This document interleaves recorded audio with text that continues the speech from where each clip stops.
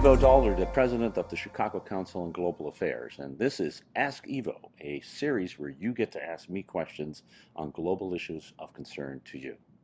This question came during a recent program releasing my new book with Jim Lindsay called The Empty Throne.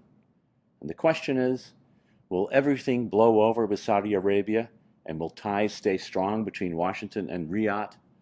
It's a timely and important question. The reality is that the murder of the Washington Post columnist Jamal Khashoggi was one of the most blatant human rights violations we've seen in a long time. There's very little doubt in my mind that it happened because it was ordered at the top.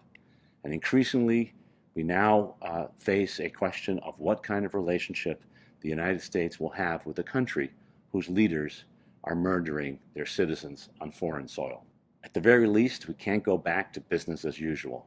It's high time that the United States stop supporting the war that the Saudis are leveling against Yemen, which has led to indiscriminate destruction of civilians throughout that country and the worst humanitarian crisis in the world, according to the United Nations.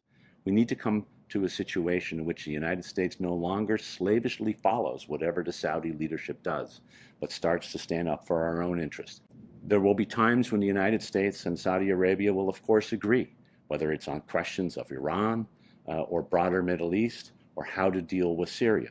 But there are also times when we have to stand up for our values, when it is important to remind our partners that to be a partner of the United States means, at the very least, you treat your citizens with a degree of fairness and human dignity that all of them need. So the future of the relationship between the United States and Saudi Arabia will be determined by how Riyadh behaves.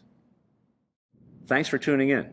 You want to ask me a question, shoot me a tweet with the hashtag AskEvo.